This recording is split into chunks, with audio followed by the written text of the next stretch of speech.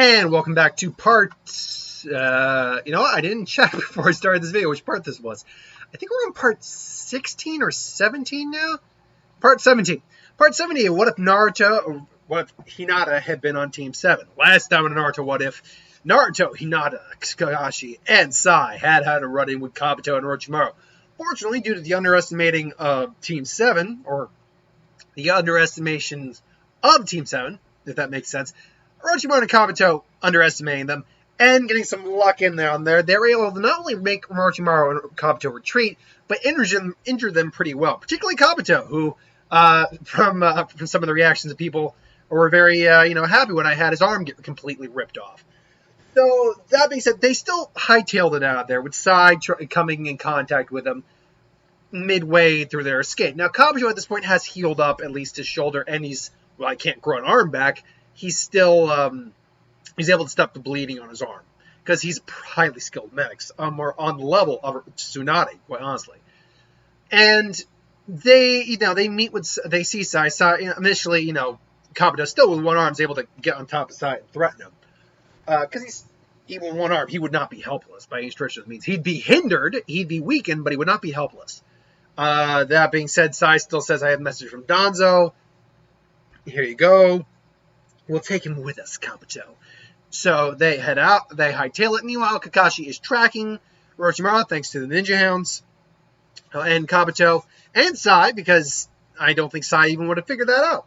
Kakashi can track, even if he remembered that Kakashi could track him. I don't think that would have been on his list of priorities. Like, Orochimaru and Kabuto are skilled enough to try to hide their scent. Sai would maybe, but he's still young, so he's still got a lot to learn. So I don't know if he'd be skilled enough to hide his scent. Point being, though, is that Kakashi is tracking them, leading them eventually to where Orochimaru's base is. Now, unfortunately, unlike with the previous one, that because they found where Orochimaru's base is, they have to stop and ask, do we go in and try to take him on? Even though we had the element of surprise initially. Now they know. So what should we do? And then Naruto basically says we should send a message back to, or Hinata would probably suggest we should send a message back to the village for backup.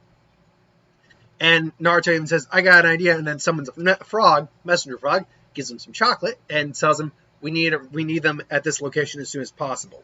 We'll try to keep them here as long as we can. So for the meantime, that's what's going on. They do not engage with Orochimaru and Kabuto there. They assume that they did not find him, or that they're taking their time. Either way, there's no interruption, so Kabuto and Orochimaru would pretty much go about their routine as normal. Meanwhile, at the Leaf Village, Skibby. Because I haven't had a haircut in a while, it's a lot easier for me to get a lot overheat and get feel that uncomfortable you feel. You know what I'm talking about? That level of just not feeling, not just Yeah, when you have longer hair, it's a lot easier to feel that way. When you have shorter hair, there's just more skin contact, so it just helps cool you down a little bit. I think that's the easiest way for me to put it. I tend to overheat or get a lot warmer a lot faster when I have long hair. I digress. So, they're waiting, and they're holding out. Naruto just kind of wants to go in, but, Hinata's there to keep him in check. Eventually, we do get Team Guy, of all individuals, showing up. And Team Guy plus, I'd imagine a couple extra Jonins will show up. And, they get ready. Plus, Yamato's there, or Tenzo. I believe his name's actually Tenzo, but he goes under the moniker of Yamato. Anyway, he does it. He cracks in there, does what he does. It finds the weak spot in in the earth, uses the wood to crack it open. And they go in and they, raid the base. To which Orochimaru and Kabuto are not surprised that they were able to get there. At this point, Kabuto has been able to get some sort of robotic prosthetic on him. But at the same time, they're like, well, perhaps we shouldn't have waited as long, Kabuto. No, perhaps you're right, Lord Orochimaru. And then, obviously, Kakashi and the gang all are there. And even Orochimaru's like, this would be bothersome for me to take on my own. Take alone. Offer the boys a sacrifice. And then basically they use Sai as like a meat shield. Sai tries to, meet up with him, but unfortunately he's like, oh, here's your traitor, and they, would Sai and just, you'll be coming with us, and Orochimaru and Kabuto are disappearing into that flame. I don't actually know what exactly it was they were doing. Does anyone know what they were doing? They were doing some sort of thing where they were basically burning away like flames. So was it a genjutsu they had already had on like the group, or was it like what's it called? The body flicker technique of some kind, except done in a different way. What exactly? Do we know what it was that they did there? I still don't know. So yeah, and I could see Guy even trying to dynamic entry, but no, it disappears through there, and they get away. So and just damn, and they're like, oh whatever. They still bring Sai in for questioning. Unfortunately, because of the seal Danzo has on him, there's not much Sai can say. But that said, they can get some information that off of him that says why Sai was there. Like they might have even found the scroll that Orochimaru had been given, saying that Danzo was looking to create some sort of alliance. Although again, I don't think it was ever truly stated in the manga what was given to him by Danzo. Instead, in the anime, I know they did capture Danzo for a while. So unfortunately, they just don't have enough evidence to really bring Danzo in for questioning. Although they can still bring him in and kind of hold him accountable for his recruit possibly going rogue. And they do just that when they bring him back to the village after Ibiki does what interrogation he can on him. Basically, they bring in Danzo to explain. You want to explain to us why your Rootin was looking to form an alliance with Orochimaru? I was like, I have no slightest idea. I'm very disappointed in you, Sai. Again, his voice was always that very crotchety, at least in the dub, was that crotchety, just, Sai. It would sound like that, whereas I always pictured it more as a gruffer, just the look of the character came off more as a gruffer voice, just like, Sai, I'm very disappointed. Not quite that deep, but, Sai, I'm very disappointed in you. See, it's something more like a hoarse whisper, almost. That's the kind of voice I envision him having more. Anyway, and because he's one of my nin, he will be punished thoroughly. He'll be punished accordingly. True, but your nin are also under the jurisdiction of the elite, which means I have just as much right in his punishment as you do. To which Danzo kind of gives a look, say, unless of course you have a problem with that. Not at all, Lady Tsunade. Please, please. I'll obviously not please. Please do what you think is best. But I do implore you, though he may have tried to do something very villainous, he's still a young lad. He has much to learn in this life. And we all make mistakes, don't we, Lady Tsunade? To which, that's like a jab at her. And so Sai's basically put into custody. So we have to jump around just a little bit here. Because Naruto knows wind release now. So there's nothing to do with that training to learn wind release. Instead, Naruto and Kakashi has a conversation with Naruto about his wind style and that he's surprised that he's come so a long way. He's like, I was working pretty hard when I could those 3 years. Amazing. I'm surprised you didn't try to combine Naruto with the Rasengan, which both Hinata and Naruto were there. We're like, wait, what? It's like, you're aware that the technique was never completed, right? And then they go to training ground 7, he shows up. Wait, you can do the Rasengan too? Yep, it was taught to me by the fourth, my sensei, the man who created it. But in fact, the Chidori is a byproduct of me trying to combine my own nature release with that. By the way, just to point it out real quick, I believe someone brought this up, that the Vanishing Rasengan that Boruto knows is actually wind and lightning. I looked it up. It's like, no, it's not. I don't know where someone's getting that impression from. Unless you're thinking you have to use the Vanishing Rasengan and you gotta blast it with the wind. As far as I know, you don't have to do that. Anyway, I digress. So yeah, and that was the goal the fourth Hokage had made. It was to combine the element with the Rasengan before he died. So you get Naruto training with the Rasengan. Even I think Hinata would give it a shot too. Oh, excuse me. Unfortunately, Hinata, her chakra control is far leagues better than Naruto's, frankly, ever will be. Although, to be fair, you can make an argument how good Naruto's chakra control actually became. What the hell's wrong with my grammar today? Became because learning to use Sage Mode, granted, you're absorbing a different type of chakra altogether and using that chakra, but learning Sage Mode probably increased his chakra usage and his chakra control to a fair degree, I'd imagine, because that is chakra training. But I would imagine Hinata would have always had the better chakra control. Naruto just has basically enough chakra to be a god, pretty much, including his and the fox's chakra. So that's where Naruto is during the whole Azuma, Hidan, Kakuzu debacle. That goes the exact same. Nothing changes that, unfortunately. So when we get to the point where they found out, Hinata realizes that she just can't do it, unfortunately, even though, and Naruto points out that he can get the Wind Rasengan. Because that, frankly, is just, when you really break it down, he can use Rasengan with just one hand, that's easy. Naruto needs two, mind you, but he still was able to do it. He used another clone because he needed the other hand. That's just the way I interpreted it. Not that it was a second source of chakra funneling in. What is, in my mind, the just easy workaround that is that with one hand he makes the Rasengan, while with the other hand he uses the wind chakra. It still takes practice to do, but he can still do it one-handed. It's not like he can just like that. And then obviously Naruto with the Fox Cloak was able to make extra hands, just do it with one arm. So that's where we meet Naruto. He's already gotten the Wind Rasengan down. And now he's been working on the Wind Rasen Shuriken, which would be a lot more difficult to do with two hands, admittedly, because of because here's the thing: with a Wind Rasengan, he just does this; it just expands like that. When he's not making a Rasen Shuriken in the original, his hand's by his side, so he can just make that giant F-off windmill.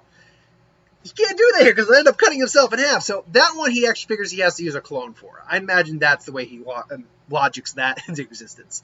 Unfortunately, they get them where the Ozma died, and obviously Team 10, I believe that's who. Yeah, Team 10. I always make the mistake of whether it was Shikamaru's team that was Team 10 or it was Team Guy. Team Guy was 9.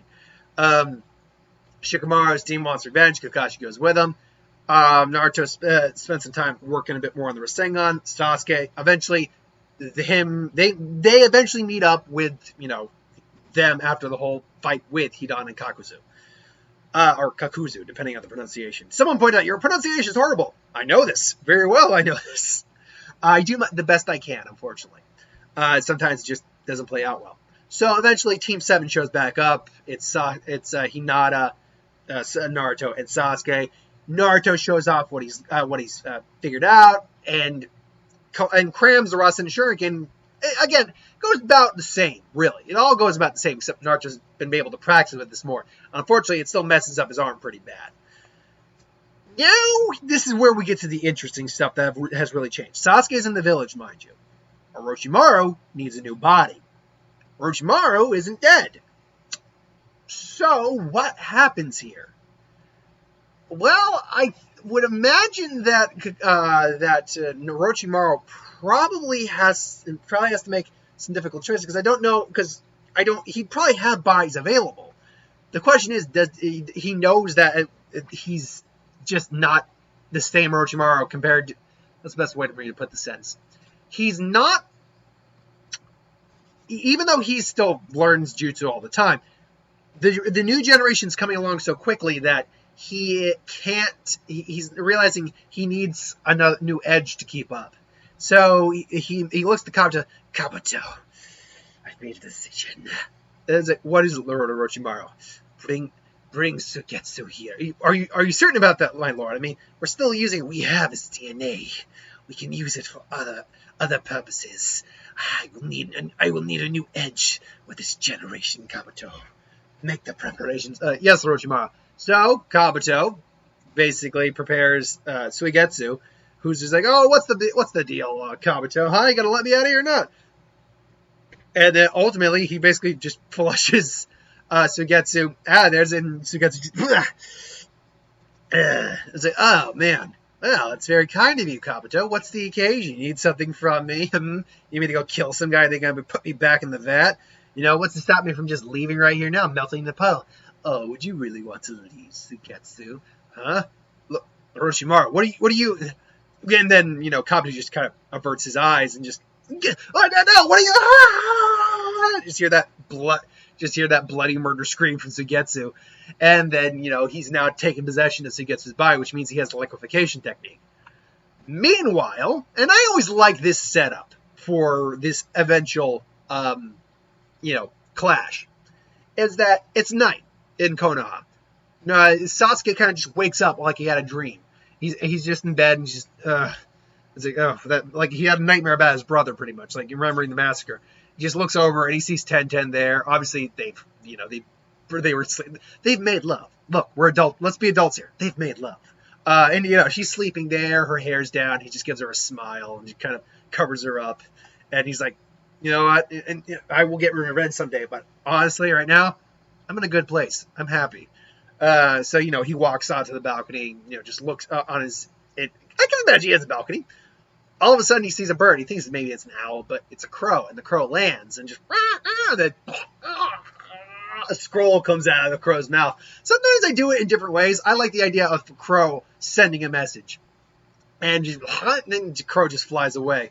And, it's Itachi saying, little brother, the time has come for us to face. This will be your last chance to avenge mother and father and our clan. But if you don't, you will never be able to again. And meet me at this location at this time, da-da-da-da-da. Sasuke just, closes it and come alone. And Sasuke closes it. And he looks at Tenten and just... He makes the choice to leave a note for Tenten saying exactly what's happening and that I need to do this on my own, but I'm not stupid enough to think that I'm guaranteed to beat him. Wait an hour and then tell everyone else. And so he leaves, gives her a kiss goodbye, like a gentle kiss so he doesn't wake her up, and saying, I love you, and then, goes off into the night. So, cut over to, later that day, Tenten finds it, waits the hour, and then honestly, you just, when you wake up, not even wait an hour, because she's still sleeping, sends, team with it would still be, I guess, the rescue team, wouldn't it? It'd basically be Team 8 and Team 7, so it'd be, basically, Hinata, it would be Hinata, Naruto, Orochimaru, Kakashi. Kurenai is, isn't doing anything anymore because she's, pregnant. Hinata, Sakura, Kiba, and Shino. And they're heading off. Ooh, excuse me. And eventually, Obito, realizing what Itachi was doing, still gets in the way, obviously. And it's Sasuke versus Itachi. Now, a lot of the fight goes down about the same. In fact, I'd say almost 100% of that fight goes about the same, despite the fact that that Sasuke is stronger in this version. But when you think about the way that fight went down, it was first Genjutsu to Genjutsu. Then it was Ninjutsu to Ninjutsu, and it would Kirin, which it would still do that in this case. And then it was Susanoo versus whatever Sasuke still had in the tank. Unfortunately, Sasuke does not have the curse mark in this case. Well, he still has the curse mark, but he can't activate it, and he's now like doing everything he can to keep Itachi back, throwing explosive notes, a little bit of chakra he has left in him. It's like, where are those guys? Where are they? Now, Obito was able to keep them at bay in this version. Like, he was able to keep them from disappearing. However, I think Naruto would probably find a way to bypass that by using a mass amount of shadow clones. Or Obito, for all of his abilities, would not be able to stop every single one of them. And Naruto flashes out of there as quick as he can because Obito's basically just stalling, using stall tactics. Truth be told, though, I mean, most of them probably could have gotten past Obito if they wanted to. They were just fighting Obito because they thought he was kind of like the guy standing in the way. Anyway, Naruto's rushing there using all the chakra he can. Maybe using some Fox chakra. And, Sasuke's still struggling. All of a sudden, as Itachi's about to like, I win, little brother. Those eyes belong to me. All of a sudden, there's just the sound, like a whirling sound of wind, like basically like a screeching, like a winding, screeching blade. I can't remember exactly how it sounded, but all of a sudden, the chakra of the extended chakra arm of the fox, as Naruto would probably be at least in the 1 to 2 tail state minimum, comes in with the Rasengan. Naruto figured out that he can use the fox's chakra, throw the Rasengan by holding it with the fox's arm, and basically, land straight into the Susanoo at the back end where it doesn't have the Yada shield, which causes it to just blow. It's chakra to chakra, and unfortunately at that point, Itachi's chakra was really freaking weak. Like, there wasn't much he could do. And Itachi just basically gets slammed, like thrown back, or flown forward, I guess, in this case. And Sasuke's like, what the hell took you so long, loser? It's like, oh, what? Look, Naruto, minutely, he in a bit of a demonic state at the moment, say, shut up, Duckbutt, I got here, didn't I? Naruto, I thought this was supposed to be one Sasuke. What about your honor? What about the clan's honor? Mm-hmm. What do they think of you now? They think you're dead, and they think I still got the job done, even if I needed help. And you know what? There's nothing wrong with that, Itachi. You should have known that back in the day. And then Itachi kind of it's Itachi's last moment. Just I'm glad, and he finally drops the villain's axe. Like, just does that smile. It's like, I'm glad for you, little brother. Wait, what? You did what I hoped you could. You overcame it. You make mom and dad proud, just like you made me proud. And then and then Sasuke's like, what? No, what the hell are you? No, wake up, you son of a bitch! What the hell do you mean by that? He's just grabbing the corpse. Just wake up! And then Naruto's like, if Naruto is thinking, if he's not here, maybe we could. Then he just thinks, I'm gonna try something. He basically funnels a little bit of the fox's chakra into him, and kind of like does like not EKG. We're thinking of the word here. He shocks him, kind of like a paddle, almost like, and kind of like a pulse, boo, kind of like what Goku did with Roshi in the Tournament of Power. And surprisingly, it works. And he's like, what did you do? Sorry, I don't know how long it's going to work. I'm still alive. That's you've grown quite a lot, Naruto. What did you mean by that? What did you mean?